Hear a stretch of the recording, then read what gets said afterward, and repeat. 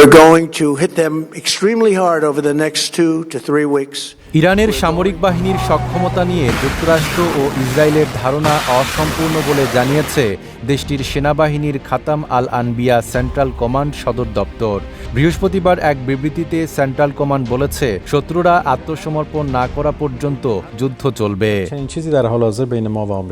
যুক্তরাষ্ট্রের president Donald Trump আজ জাতির উদ্দেশ্যে দেওয়া ভাষণে বলেছেন, ইরানকে প্রস্তর যুগে ফিরিয়ে নেওয়া হবে। এরপরই কঠোর ভাষায় বার্তা দিল দেশটির সেনাবাহিনী। সেন্ট্রাল কমান্ড বলেছে, আমাদের সামরিক শক্তি ও সরঞ্জাম সম্পর্কে আপনাদের ধারণা একেবারেই অপূর্ণ।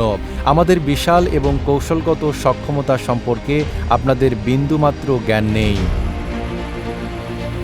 এমনটি ভাবার কোনো সুযোগ নেই যে আপনারা আমাদের মিসাইল উৎপাদন কেন্দ্র, দূরপাল্লার আক্রমণাত্মক ও নিখুঁত লক্ষ্যভেদী ড্রোন, আধুনিক আকাশ প্রতিরক্ষা ব্যবস্থা, ইলেকট্রনিক ওয়্যারফেয়ার সিস্টেম কিংবা বিশেষ সরঞ্জামগুলো ধ্বংস করে দিয়েছেন। সেন্ট্রাল কমান্ড আরও বলেছে, আমাদের কৌশলগত সামরিক উৎপাদন এমন সব জায়গায় সচল রয়েছে যা সম্পর্কে আপনাদের কোনো ধারণাই নেই এবং সেখানে পৌঁছানো আপনাদের পক্ষে কখনোই সম্ভব হবে না।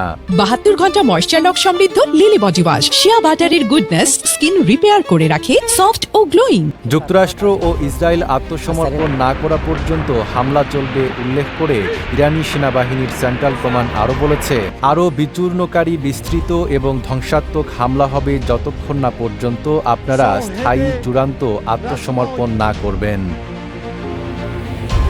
Desk report, Dhaka post.